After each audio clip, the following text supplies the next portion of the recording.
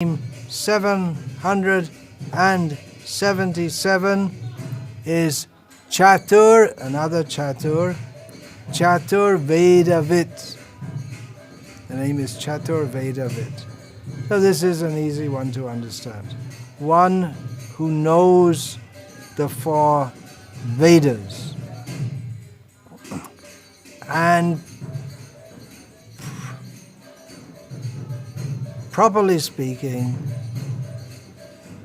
in the fullest sense of the term, this name can be applied to Narayan, Vishnu, Krishna. Because others may know, they may be Vaishnavas, because the Vedas, ultimately they're aimed at understanding Krishna. Vedasya sarvarahameva vedyaha. The Veda means knowledge. Vedyaha means that which is to be known. So in all the Vedas, Krishna says, I am the object of knowledge. So one may know, yes, Krishna is the Supreme Personality of God. He's the object of all the Vedas. But we may know that, but how much can we understand it actually? I mean, one thing, who knows all the four Vedas anyway? There may be. I don't think so at the present time. Previously there may have been. But even if you know the Vedas, and even if you're a Vaishnava, I mean, know means to be able to recite just freely all the Vedas. If you can do that, you can memorize. I'm saying you can, I can't. Maybe you can. Maybe you have such good memory. I'm a victim of Kali Yuga, in which Smriti Shakti, the power to remember, is reducing day by day, among other things. But even if one understands and one knows the Vedas and has understood them, but how much can we understand Krishna? Only Krishna can understand himself. But he also, because he's so deep, sometimes it's said he also can't understand himself. Or even if he understands, himself, his glories are always increasing. So he doesn't understand. He understands, then he doesn't understand. The point is that Krishna is so deep. It's deep and vast, and how can we understand? Even to understand a human being, the psychology of any one human, it's not a very easy thing. We don't even understand our own psychology. We understand it. We may think we understand, but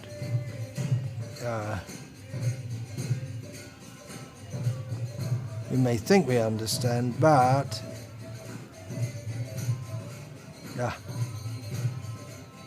I don't understand why my pen always runs out when I need it most. So even to understand a tiny little limited jiva, a very incredibly complex psychology. So to understand Krishna, but we don't have the powers that Krishna does. We don't have the network of Krishna being connected with everything and everyone in the multiverses. Krishna's in that way a very, very complex person, because he's connected with everything. We can say someone is a complex personality or a multifaceted personality if they're businessman, a socialite, a philanthropist, a scuba diver, a literature, a poet, his multifaceted personality, but how multifaceted can you be? Renaissance man. There was an idea of in the Renaissance that someone could be expert in everything. Maybe like Leonardo da Vinci was expert in various things. But there's so many facets of existence. I just met, just an hour ago, I met a professor of criminology who trains people from all over India to be jail wardens and this and that. And I'd heard of the term criminology, but it's a whole big science in itself, and there must be departments within that. I never really given much thought to it. And then I run into, seems like the top professor of criminology in all of India. And what do I know about it? I hardly know the word. I mean, I know the word, but what is it? What are the implications of that word? It's just one small area. I'm not saying it's unimportant, but if we consider all the facets of human experience, especially as the world gets more and more complex with so many different studies coming up, as society becomes more and more complex, then how can you keep up with it? How can you know everything that Krishna does? And the scope of Krishna's knowledge and understanding is even to get an idea of the scope of what he knows is not what to speak or not to speak of knowing what he knows. We can't even imagine what he knows. We can't even imagine the scope of it. And he's the subject of the Vedas. So how can we be a knower of the Vedas? So the name Chaturveda Vid precisely, or in the true sense of the term, refers to him and not anyone else. Who other people, they may know the Vedas in the sense of being able, they've memorized and can recite them, but they can't know in the way that Krishna does, which is really knowing. To know without understanding the meaning is superficial. Or even if one does understand the meaning, that Vedesha Sarvaraham Eva Vedyaha, Krishna is the object of knowledge in the Vedas.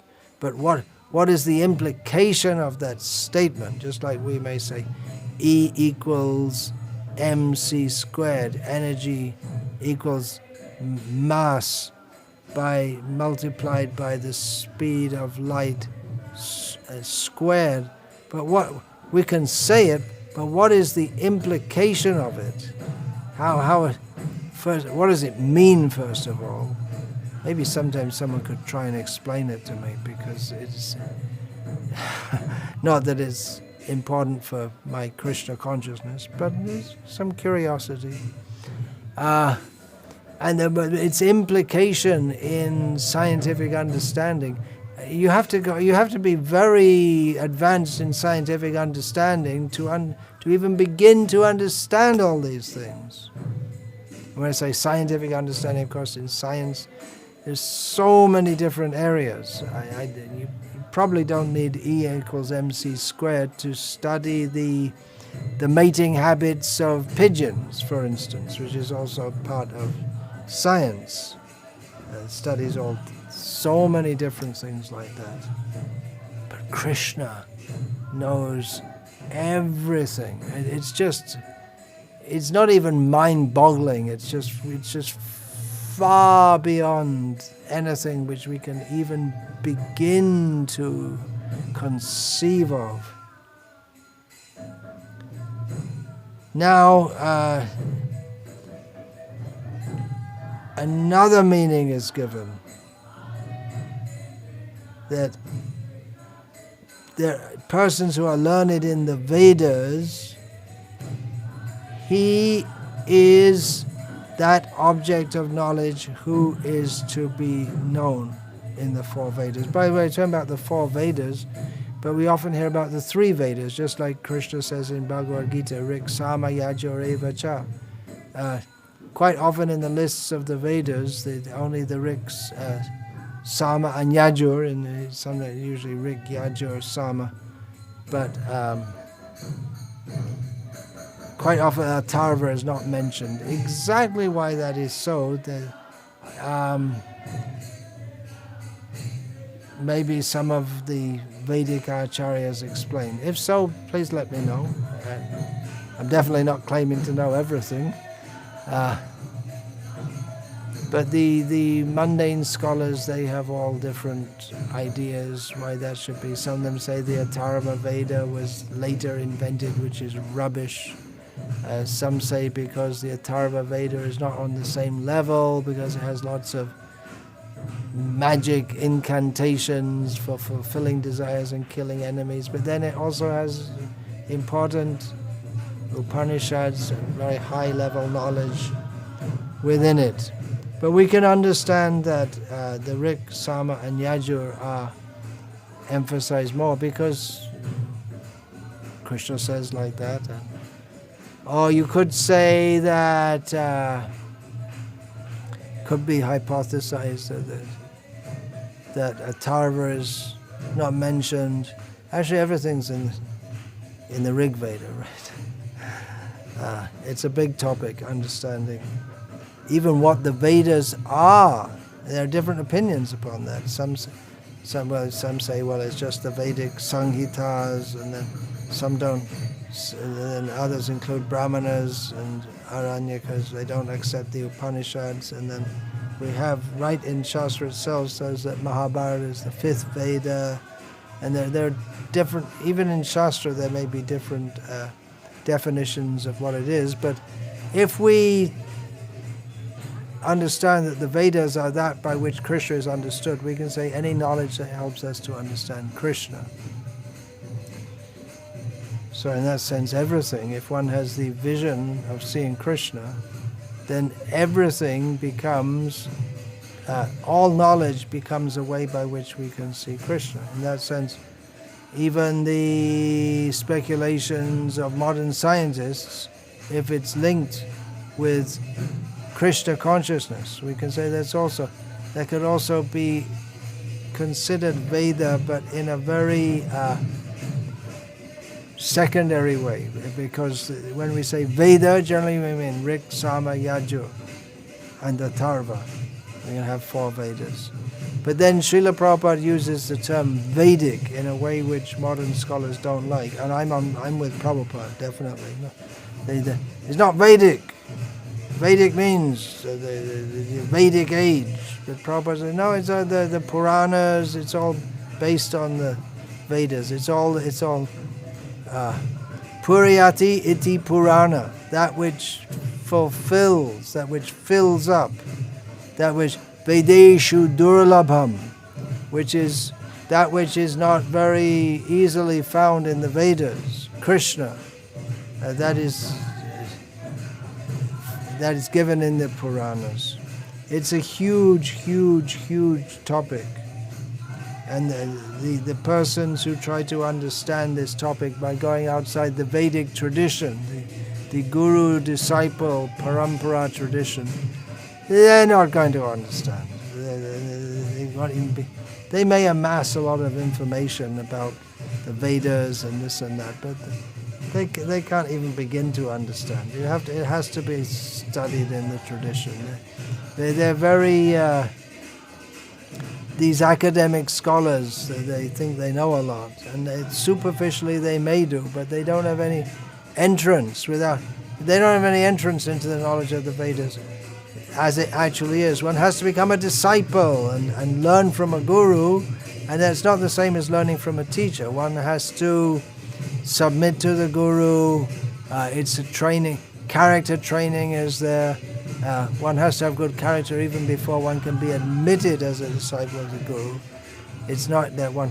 Satsvarup Maharaj said that once when he was on the library party distributing Srila Prabhupada's books, sets of books to universities, he was invited by one professor of Indology, to a get-together that they all had. And so he went along and to that, and he was quite excited, thinking all the big professors of Indology in America, and they're assembled here. And they were just getting drunk, and one of them, what was it? They were joking about, do you actually believe it? And they don't believe it. And one recounted an experience he had in India where he was stoned on marijuana, and he saw a little puddle of water and he thought it was a huge ocean, and they were all laughing. And he understood, Sasra Maharaj understood this, what Prabhupada is giving. Even we may not be as learned as these scholars in terms of amassment of information, but we're so fortunate to be on the actual Vedic path, even if these academic scholars don't accept that we're on the Vedic path at all. Because the Vedas mean to understand Krishna.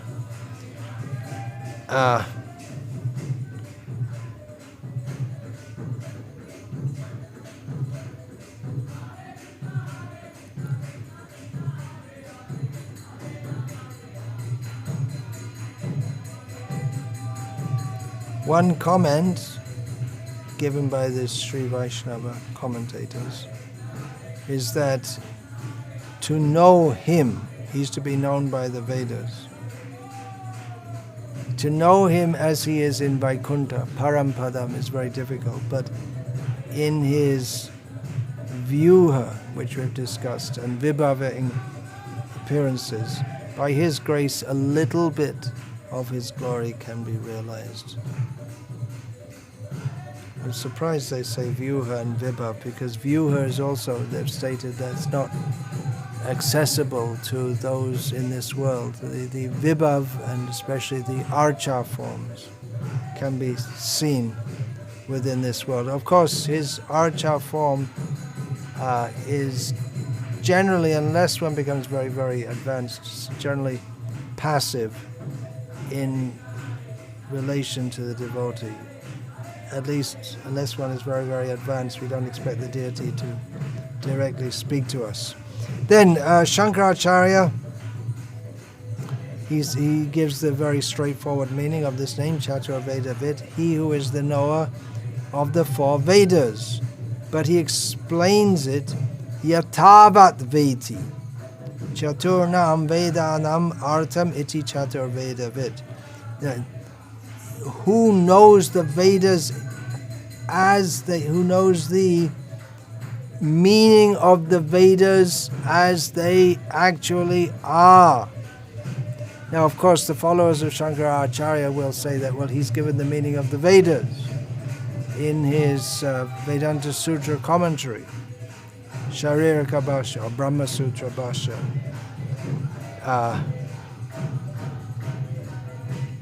But the Vaishnava Acharyas have shown the deficiencies in that with their own commentaries. What can we understand about all this? We take Bhagavad Gita as it is. And this way we can understand all the essence of the Vedas. Gita su Gita Kartavya Kimanyai Shastra Vistarai Yaswayam Padmanabhasya Mukha Padmad Vinisrita. In the Gita Mahatmyam, the glorification of the Gita, is stated it is imperative to chant the Gita or study the Gita, and very carefully and nicely. What is the need of studying any other Shastra in depth? Considering that the Bhagavad Gita is spoken directly by the Supreme Personality of Godhead himself. It emanates, he's Padmanabha, he has the lotus navel, and it emanates directly from his lotus mouth. What is the need for studying any scripture in depth? And you may say, well, why study Vishnu Sahasranama? Actually, all we need to know to surrender to Krishna is right there in Bhagavad Gita. Arjuna did it after hearing in Bhagavad Gita. But then, to more details of understanding, and just the pleasure of hearing about and discussing about Krishna, because we go to other scriptures also. Just like Krishna says in Bhagavad Gita, Mad Chitta Mad Gata Prana Bodhayanta Parasparam Katayantas Jamang Nityang Tushyanti Cha Ramanti Cha, that my devotees, they take great pleasure in discussing about me mutually among themselves. They're very satisfied and pleased by doing that. Those devotees whose mind and their life has gone to me, they're fully absorbed in me. So then, we like to discuss Vishnu Sahasranama. It helps us to realize in more depth the truths that Krishna speaks in Gita. It's all there in Gita, but to understand those points from different perspectives, we can study other scriptures. And of course, in Bhagavatam is in detail so many points which are not in Gita directly. It's expanded. The knowledge in Gita is given in more depth. But Srila Prabhupada said, if you understand even one verse of Bhagavad Gita properly, that's enough to be fully Krishna conscious. And you can hear in the background devotees blissfully chanting the Hare Krishna mantra. So, what's that? Well, they should be studying the Vedas. But in the Shastra itself is stated Rig Veda Chayajur Veda, Samaveda pi Atharvanaha. Here Atharva Veda is mentioned. Adhitas tena yenoktam haririt yakshara dvayam. Anyone who utters the two syllables ha-ri, it's understood that they have, by that act alone, studied all the four Vedas. So chanting Hare Krishna is equivalent to studying all the Vedas. Then why don't we just chant Hare Krishna? Well, if we don't take knowledge from Shastra, then our chanting,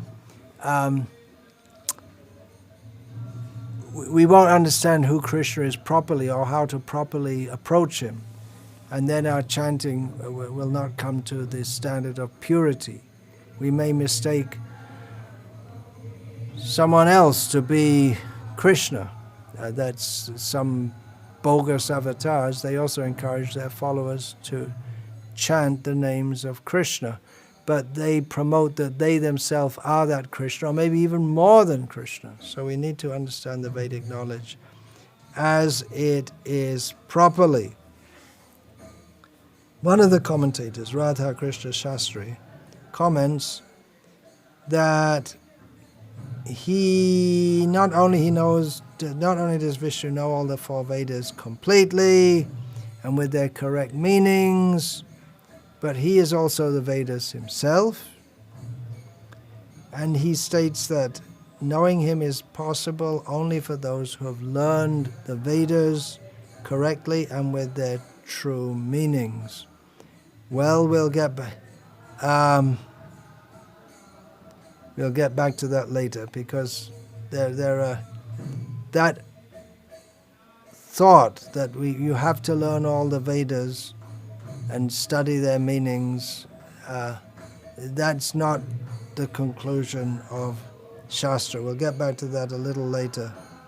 But the point is that one can really be said to know the Vedas. One's study is full and complete when he has realized, first of all, that the Supreme Personality of Godhead, Vishnu, is the goal of the Vedas. And when one actually not just knows that, but actually realizes him. Realizes him means to know he is the Lord of my life, he is the Lord of all life. I'm his eternal servant. We have from Srimad Bhagavatam description. Bhagavan Brahma Katsnena Trir anviksha manishaya tad adhya vasyat kutasto ratir atmanyato bhavit. The great personality Brahma, with great attention and concentration of the mind, studied the Vedas 3 times, and after scrutinizingly examining them, he ascertained that attraction for the Supreme Personality of Godhead, Sri Krishna, is the highest perfection of religion. So this is what Krishna, he helps people to know the meaning of the 4 Vedas, and this is what the meaning of the 4 Vedas is. First of all, to understand that Krishna is the goal of the Vedas. He's the Supreme Personality of Godhead. Chatur Vedavid, Baladev Vidyabhushan says, is he who teaches the 4 devotees, the 4 Vedas to the devotees, which he does in the form of the Guru. He makes it possible to know the 4 Vedas. Now I may say, well, what are you talking about? You don't study the Vedas in ISKCON. Well, we do in the form of Srimad Bhagavatam, and Jiva Goswami has explained why that in the present age, what's going on at the present time in this Kali Yuga is most of the Vedas are lost. The Vedas and the Veda Shakas, the traditions, are lost. But we have the Srimad Bhagavatam, which is the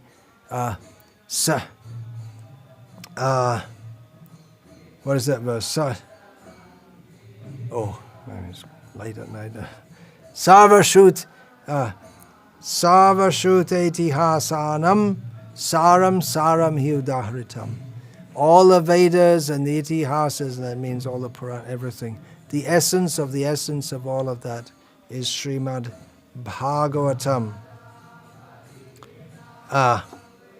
So we can understand the essence of the Vedas from Bhagavatam, chanting Hare Krishna, service to Guru in the Parampara system. This way we can actually come to the conclusion of the Vedas, which Brahma came to, is that attraction for the Supreme Personality of Godhead is the highest perfection of religion. And Bhagavatam gives that highest perfection. Shraddha Ratir Bhaktir Anukramishati, by discussing Krishna, especially from Bhagavatam, in the association of devotees. Satang prasangan mama virya sangvido bhavanti hrit karna rasayana kata tajoshavana rashva pavarga vartmani shraddha ratir bhaktir anukramishati. The same word, rati, the attraction for the Supreme Lord. So by hearing about the Supreme Personality of Godhead in the association of great devotees, about His glories and His wonderful activities, is very, very pleasing to the mind and to the ears, to the heart. And by hearing that, one advances on the path of liberation. In other words, one becomes detached from this material world, and one's faith in Krishna, one's attraction to Krishna, and one's devotion to Krishna, they develop stage by stage. They all develop. So Baladev Vidyabhushan explains that he enables the devotees to understand all this. The devotees, Bhaktan, Baladev uses this word exactly. The devotion to him is revealed in the Vedas, and only by becoming a devotee will Krishna allow one to understand what the actual message of the Vedas is, at least to the extent that we as tiny jivas are able to understand. Bhaktya mama vijanati, Krishna can be understood by devotion. As Srila Prabhupada explained, Krishna never said by karma or by jnana or by yoga. He can be known, he who is the ultimate object of knowledge in the Vedas can be known only through devotional service. So he is the very essence of knowledge, of the Vedas and everything. The Vedas all lead to him. But it's hard to understand him. I quoted that Vedeshu Durlabham. Now I'll quote the whole verse. This is from Brahma Samhita. Advaitam Achutam Anadim Anantarupam Adyang Purana Purusham Navayovanam Cha Vedeshu Durlabham Adurlabham Atma Bhaktau Govindamadi Purusham Tamaham Bhajami. Lord Brahma says, I worship Govinda, the original personality of Godhead, who is one, infallible, without beginning, appears in unlimited forms, which appears to be contradictory to Advaita. It means one. Adyam, he's the original Purana Purush, he's the original old person, but Navayovanam, he's a fresh youth. So Vedeshu Durlabham, why is it difficult to understand? Vedeshu Durlabham, difficult to understand through the Vedas, because these descriptions of him are given in the Vedas, and they appear to be contradictory. And with our tiny little brains we can't understand, but Adurlabham Atma Bhakto, he reveals himself and becomes very easily available to the devotees. So it may appear difficult to understand because it appears to be contradictory. And I'm planning in still quite a few names to get up to Achintya, that name. And I plan to discuss the contradictory qualities of the Lord in the discussion of the name in Vishnu Sahasranam, Achintya. As far as knowing the four Vedas are concerned, someone who knows them, Chatur Veda Vid, one who has memorized all the Vedas and can recite them without looking at any book or any such thing, can recite them perfectly with the correct intonation. They're called the Chatur Vedi. And we have the names of Brahmins, family names of Brahmins by caste in North India. Dvivedi, one who knows two Vedas, although none of them hardly anyone even knows one Veda now. The tradition is lost. Trivedi, one who knows three Vedas. And you don't usually get the name, so these are common names, Dvivedi, Trivedi. That's quite a feat. If you know one Veda, that's good. If you know two, that's pretty good. Better three, but to know four, that's really superb. So Chaturvedi, we don't get that name, but we get Chobe, which is a shortened, non-Sanskrit upper branch of the name Chatur. And there's so many Chobes, the Mathura Chobes they're a well-known community.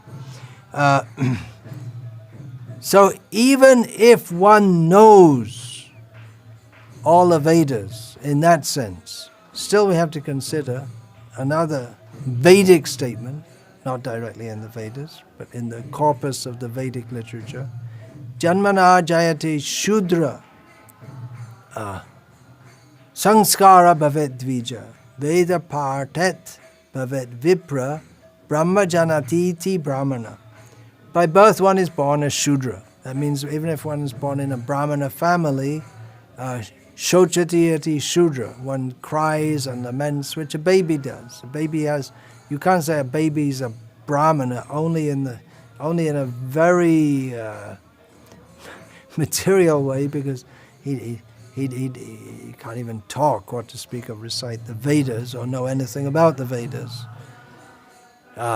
So Janmana Jayate Shudra, everyone is born a Shudra by birth, but Sanskara Bhavet Dvija, one who is born in family of Brahmana, Kshatriyas and Vaishyas can undertake Upanayanam Samskara and become known as a twice born. Then Veda Partat Bhavet Vipra, when one's actually studied the Vedas and can recite at least one Veda, then he's called a Vipra. But Brahma Janatiti Brahmana, one who knows the subject of the Vedas, which is Brahma, the absolute truth, which is ultimately Krishna, he can actually be called a Brahmana. Brahma janatiti Brahmana means one who knows Brahma, which is the subject of the ultimate subject of the Vedas. And Brahma means Krishna, Param Brahma, Param Dhamma, as Arjuna told Krishna. You are the supreme Brahman. You are the supreme abode, resting place of everything. Actually, knowing one Veda is enough for a Brahmana to execute his duties. That's why we see that there are some Brahmanas who are Rig Vedis, who are Yajur Vedis, and it was presumed that the Atharva Vedis, that was lost completely, but then there was some were discovered. So it's still living.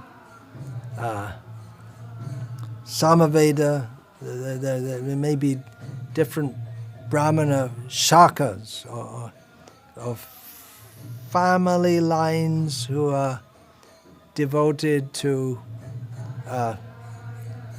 one particular Veda. It's enough to be you can be a full, complete Brahmana in the conventional sense of the term. You can do Patan, Yajan, Dana, Pratigraha. You can do all these things, studying the Vedas, reciting the Vedas, teaching others, performing sacrifices in one's own home for the sake of one's own uplift, performing sacrifice for others, accepting charity, giving charity to others. You can do all these things, fully qualified to execute one's duties, even by knowing one Veda. But the real fruit of studying 1, 2, 3, or 4 Vedas, and then there's also the Vedangas, and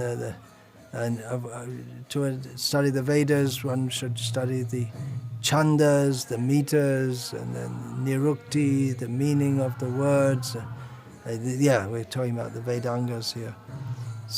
But the study is there when one realizes the Supreme Lord. It's not possible simply by having a good brain and coming from a good family, not by panditry, not by being super brain. Even if we know so much, if we don't know Krishna, then here's an instruction of Krishna to Lord Brahma. Ritertam yat pratiyeta na pratiyeta chatmani tad vidyad atmano mayam yata bhaso yata tamaha. O Brahma, whatever appears to be of any value, if it is without relation to me, has no reality. Know it as my illusory energy, that reflection which appears to be in darkness. So even if we know the Vedas, if we don't know Krishna, it's just Maya. The Vedas aren't Maya, but what is the meaning of Maya? Illusion. It means to incorrectly perceive. It's not that this world is false, but our perception of it as being separate from Krishna is false. So even the Vedas become Maya to us if we don't perceive the relation with Krishna, which is what all the Vedas are about. Now, here's an extract from Sri Chaitanya Charitamrita. Prataparudra Maharaj asked Sarvabhauma Bhattacharya about Chaitanya Mahaprabhu. The Raja Kohe, the king, Prataparudra asked, Shastra Pramane Chaitanya Hon Krishna Tobe Kene Pandit Shab Tahate Bitrishna. The king's very intelligent question was that by the evidence of the scripture we can understand that Chaitanya Mahaprabhu is Krishna.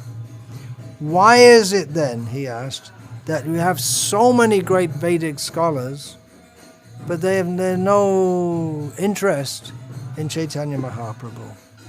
Sarvabhauma Bhattacharya in reply said, Ta kripa nohe jare, pandit nohe kene, Dekile shunile tare Ishvara namane.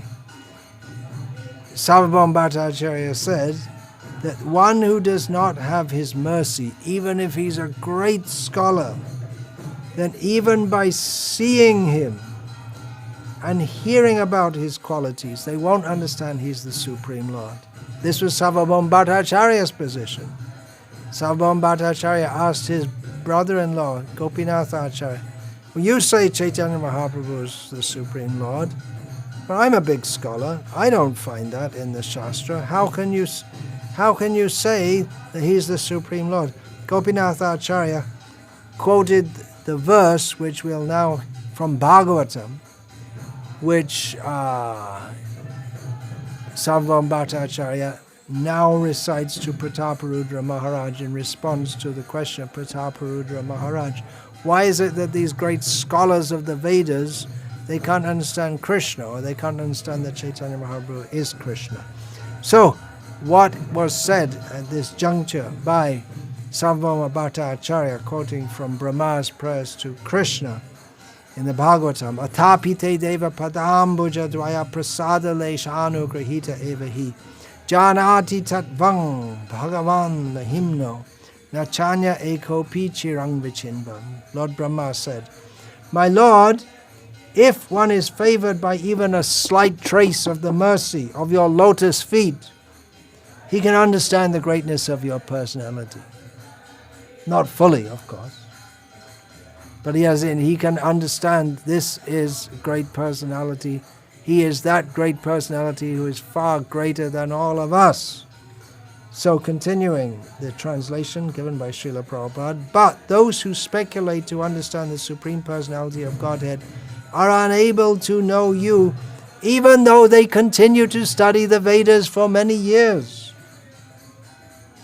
They may be great scholars of the Vedas, but they can't understand Krishna if they don't get his mercy, and one will not invoke his mercy unless, again from the same prayers of Brahma, Gyane prayasa udapasya namanta eva jivanti sanmukaritam bhavati avaratam sthane stita shudigatang tanuvang manobhe ye prayasho jitajito pi apitai strilokyam.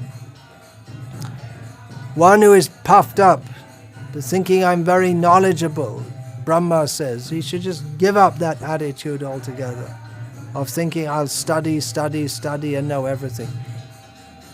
Hear from devotees and dedicate one's life in Krishna's service. Then we can conquer Krishna, who is otherwise unconquerable. Otherwise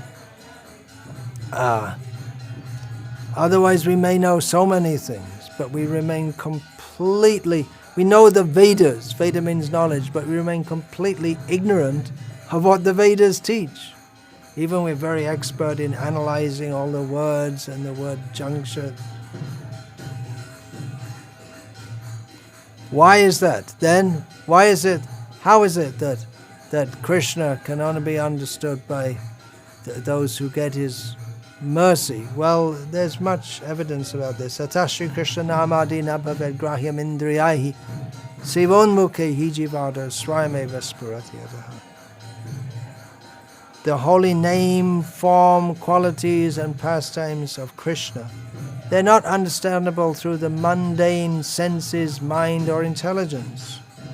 But he will reveal himself to someone who has an attitude of service to him. And bhakti means devotional service.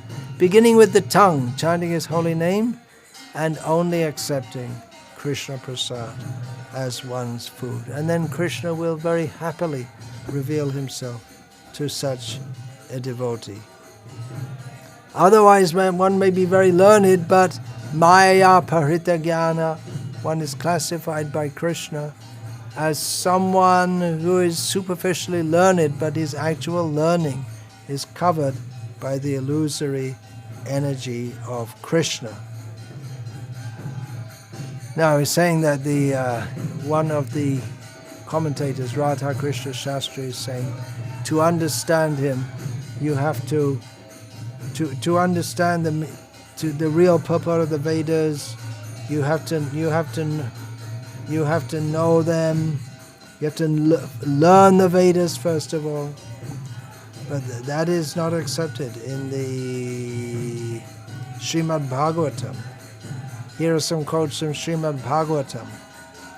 Tevai vidantyati taranti cha deva mayam stri shudra huna shabara apipapa jivaha yad yad bhuta krama parayana shila shikshas tiryagjana apikim ushuta dharanaye. Surrendered souls, even from groups leading sinful lives, such as women, the laborer class, the mountaineers. Prabhupada gives here the hun, as it means people living in the mountain regions, the tribal people living. The Shabaras, very low-class kind of people, forest dwellers. Or even the birds and beasts can also know about the science of God and become liberated from the clutches of the illusory energy by surrendering unto the pure devotees of the Lord and by following in their footsteps in devotional service. So even if one has no ability, no brain power to study the Vedas, precisely, one gets all the purport of the Vedas by devotional service. Etavad eva jignasang tattva jignasunatmanaha anvyavyati rekabhyam yatsyat sarvatra sarvada. A person who is searching after the Supreme Absolute Truth, the personality of Godhead, must certainly search for it up to this in all circumstances, in all space and time, and both directly and indirectly. This is Bhagavatam. It's deep. It's a lot deeper than the be here now, if it feels good, do it, and all these slogans which may pass off as wisdom or spirituality. From the purport, Srila Prabhupada's extensive purport to this verse, I'm going to read, is all in the context of Chaturveda Vid, of course, that's the name I'm discussing here. Srila Jiva Goswami Prabhupada therefore comments on the word Sarvatra Sarvada, which means everywhere and always. Sarvatra Sarvada in the sense that the principles of Bhakti Yoga or devotional service to the Lord are apt in all circumstances. That is, that Bhakti Yoga is recommended in all the revealed scriptures, it is performed by all authorities, it is important in all places, it is useful in all causes and effects, etc. As far as all the revealed scriptures are concerned, he quotes from the Skanda Purana on the topics of Brahma and Narada as follows. Sangsare smin maha ghaure janma mrityu samakule pujanang vasudevasya tarakang vadibi smritam. In the material world, which is full of darkness and dangers, combined with birth and death and full of different anxieties, the only way to get out of the great entanglement is to accept loving, transcendental, devotional service to Lord Vasudeva. This is accepted by all classes of philosophers, people who actually know the Vedas, Chaturveda Vid. They understand that to get out of this material entanglement, one doesn't have to be learned in the Vedas in the literal sense. One has to know the essence, which is that one has to surrender to Krishna and engage in his transcendental loving service and actually do it. It's not just a matter of knowing, one actually has to do it. Continuing from the purport, Srila Jiva Goswami also quotes another common passage which is found in 3 Puranas, namely the Padma Purana, Skanda Purana, and Linga Purana. It runs as follows. Alorya sarva shastrani vicharya cha punah punaha idam ekam sunishpannam dhyayo narayana sada.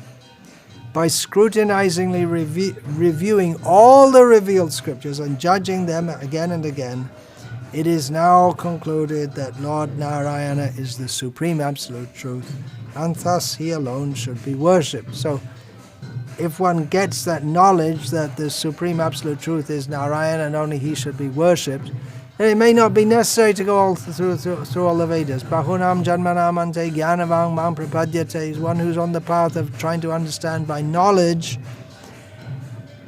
He may come to the conclusion after many lines, but you can come to it right away. The conclusion, Vasudeva Saramiti, Samahatma Sudurlabha. The conclusion, Krishna gives it right there, that Vasudeva, myself, Krishna, I am all in all, and then such a rare Mahatma, one who comes to this platform simply by trying to study, comes to the platform of surrendering to Krishna. He's a very rare Mahatma, but it's very easily obtained. Vedeshu Durlabhama Durlabham Atma Bhakto. That same platform is easily attained by approaching the devotees who tell you right out, it's Krishna. There was something, the Rubrik's Cube or something, which no one, I don't know what it was exactly, but no one could solve it. But once it was solved, then everyone could understand. But if you try to solve it by yourself, even now, you won't solve it. But if someone tells you, then it becomes easy. So continuing this purport, the same truth is also indirectly described in the Garuda Purana as follows. Parangatopi Vedanang Sarva Shastrata Vedyapi Yo na Sarveshvare Bhaktas Tang Vidyat Purushadamam. Even though one may have gone to the other side of all the Vedas, in other words, you learned all the Vedas, and even though one is well versed in all the revealed scriptures, if one is not a devotee of the Supreme Lord, he must be considered the lowest of mankind. Similarly, it's also stated in the Srimad Bhagavatam indirectly as follows. Yasyasti bhaktir bhagavatya kinchana sarvair gunais tatra samasate suraha harava bhaktasya kuto mahad guna manoratena sati dhavato behi. One who has unflinching devotion unto the Supreme Personality of Godhead must have all the good qualities of the demigods, and contrarily, one who is not a devotee of the Lord must be hovering in the darkness of mental speculation and thus be engaged in material impermanence. And that includes people who are superficially learned in the Vedas. They're not devotees of Krishna, they're in Maya. Srimad Bhagavatam, another quote in this purport, says, Shabda Brahmani Nishnato Na Nishnayat Pariyadi Shramas Tasya Shrama Phalo Hiedunam Iva Rakshataha. One may be well versed, superficially, in all the transcendental literature of the Vedas, but if he fails to be acquainted with the Supreme, which means Krishna, then it must be concluded that all of his education is like the burden of a beast. You're just working. Shrama eva hi kevalam. Or like the one's keeping a cow that doesn't give milk. Similarly, continuing from the purport, similarly, the liberty of discharging loving transcendental service to the Lord is invested in everyone, even the women, the Shudras, the forest tribes, or any other living being in sinful conditions. We already had one verse to that effect, and now another one. Tevai vidantyati taranti chadeva mayang strishud. Oh, wait a minute, that is the same verse. Yeah. But okay, I'll read it again, because Srila Prabhupada gives a somewhat different translation here. Tevai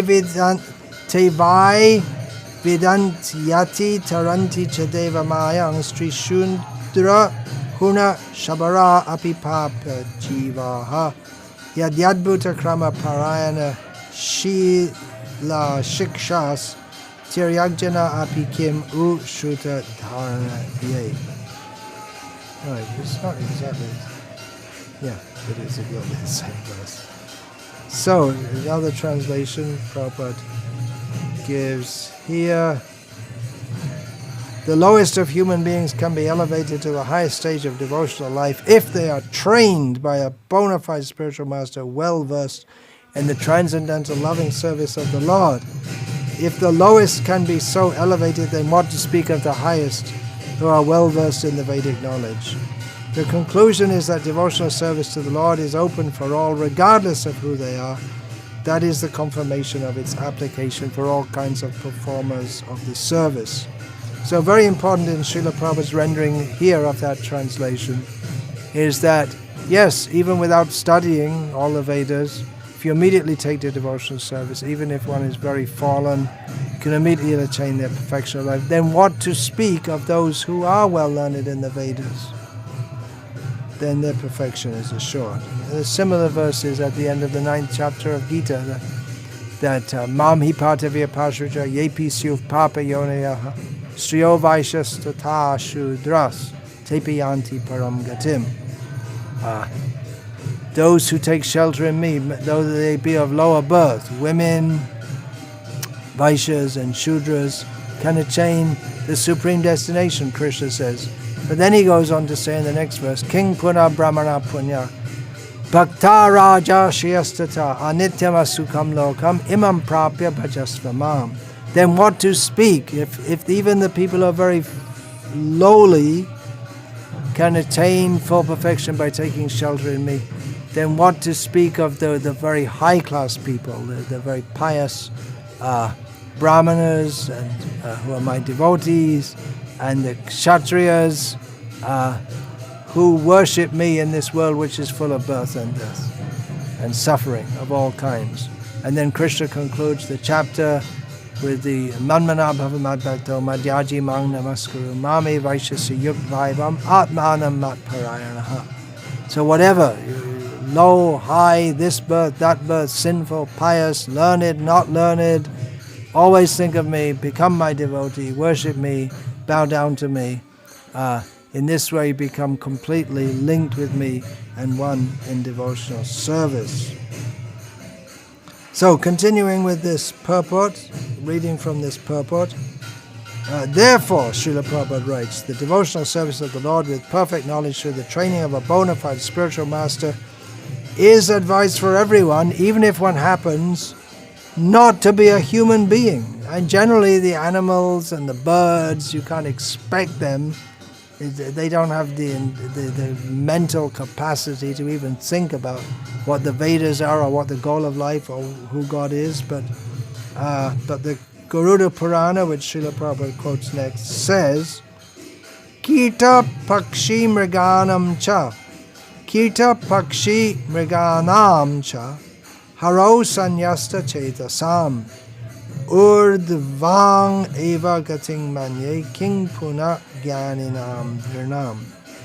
Even the worms, birds and beasts are assured of elevation to the highest perfection of life if they are completely surrendered to the transcendental loving service of the Lord.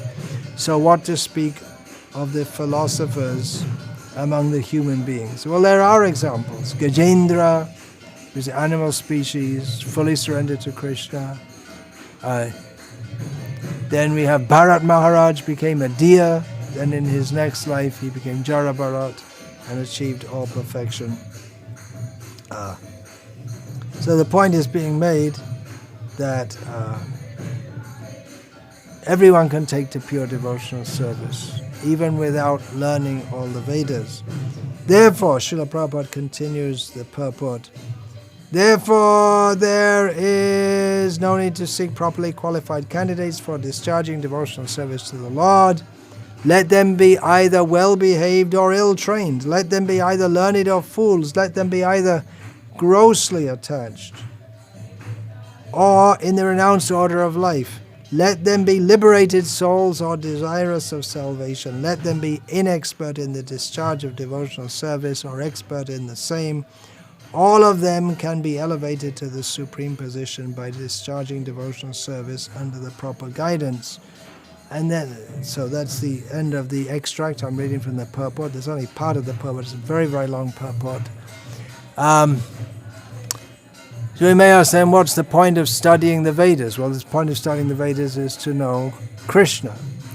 And if there weren't people who did study the Vedas and understood this, then they wouldn't be able to tell the people who don't study the Vedas that you have to do this, or they wouldn't be able to convince people who are inclined to study. Krishna makes some people, actually the better class of people, makes them intellectually inclined. Man is an intelligent animal, and that intelligence is meant to be for searching out the higher. At least from the Vedas we can understand that we're supposed to elevate ourselves. That may be taken in a very materialistic kind of way, but that Krishna describes the Vedavadarataha, those who think they know the Vedas, but they don't, because they take the Pushpitang Vacham. They take the flowery words of the Vedas recommending elevation to the heavenly planets as being the all-in-all, or the essence of the Vedas. So that is to help people also to come up gradually, step by step, from the platform of performing Vedic karma kanda.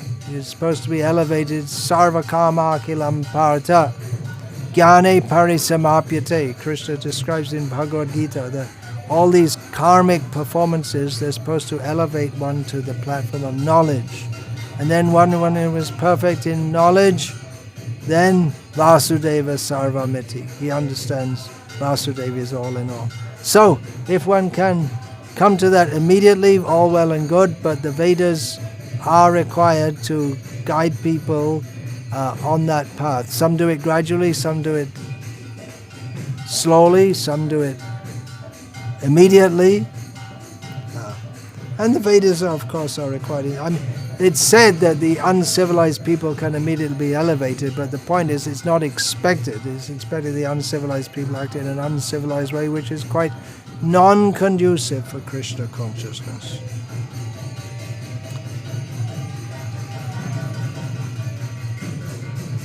Now, this is a somewhat related point. I got a query asking me to speak something from the historical point of view of the Bhakti language, how it shifted from Vedic Sanskrit to classic Sanskrit, and then different kinds of dialects. Especially in Bengali, we have Chaitanya Mahaprabhu spreading of Krishna consciousness. It's expressed in Bengali, Chaitanya Charitamrita, for instance, and the Bengali Padavali poems with their very personal, feelingful language. Well, of course, it's not only in Bengali. Many of the Vaishnava poets in the line of Chaitanya Mahaprabhu wrote in Brij Buli, which is a language which no one speaks. It's a combination of the Brij Bhasha and Bengali, and it's for praising Krishna's pastimes. And there are Maithili poets in the language of Mithila. But yeah, definitely the Bengali language has the most important truths of Chaitanya Charitamrita are mostly in Bengali, although Chaitanya Charitamrita is also interspersed with Sanskrit and bits and pieces of old Prakrita, and even some Urdu and this and that. So as far as the historical point of view, I'm a bit skeptical. I haven't studied it in depth.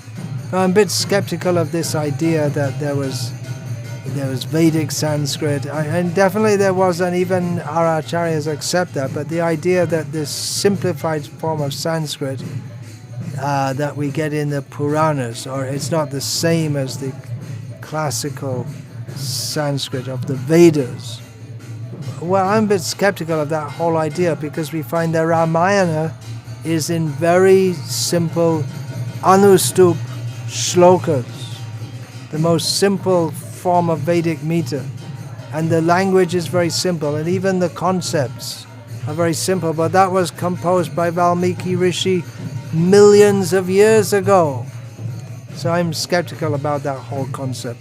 But in general, we can say that with the with the progression of Kali Yuga, that people's ability to remember and to understand complex things decreases, and so the Puranas are more important. Again, Jiva Goswami has established that the Puranas are more important than the original Vedas in Kali Yuga because many of the Vedas are lost.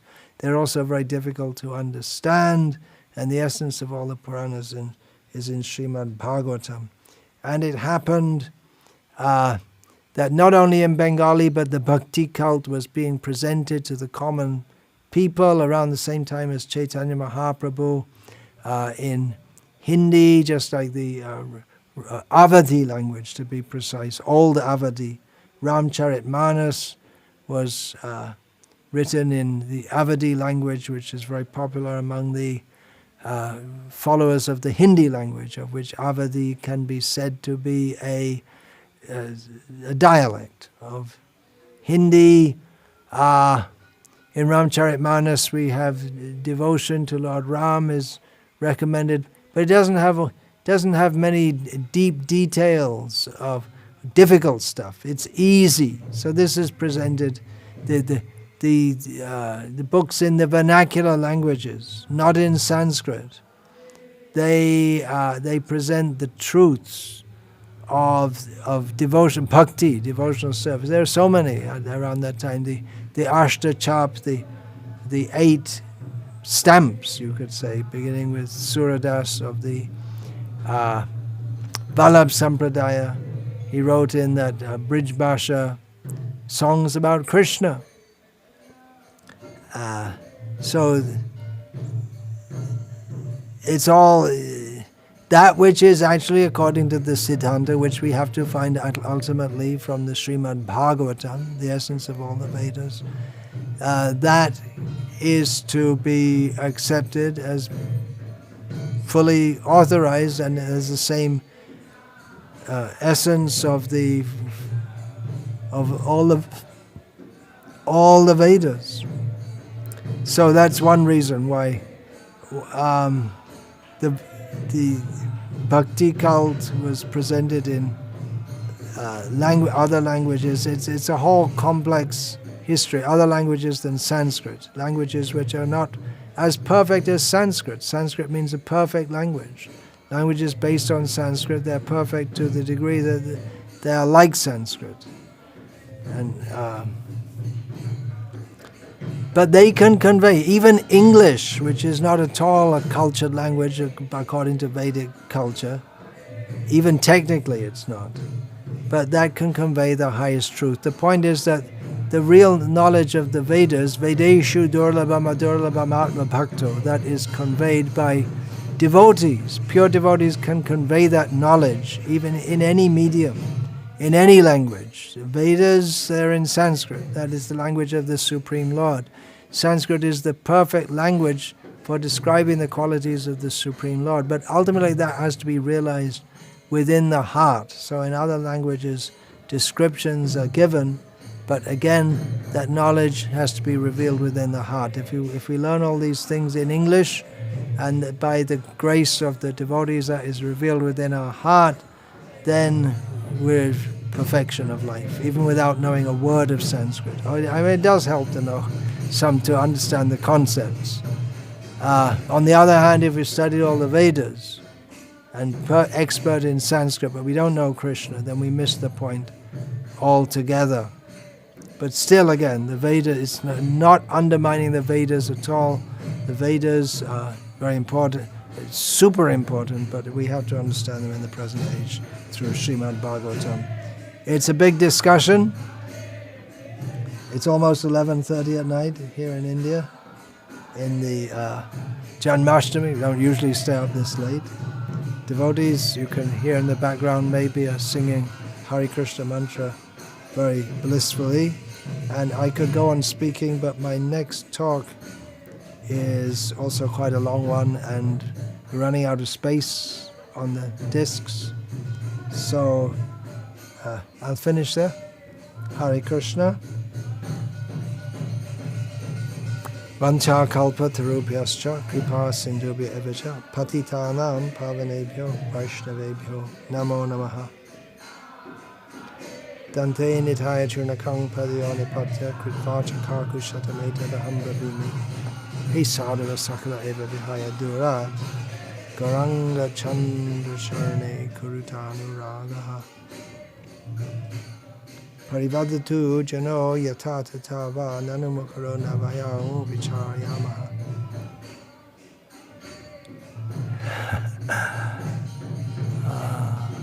Hari rasa madira madati mata bhuvi vilotama nartama nirvishama.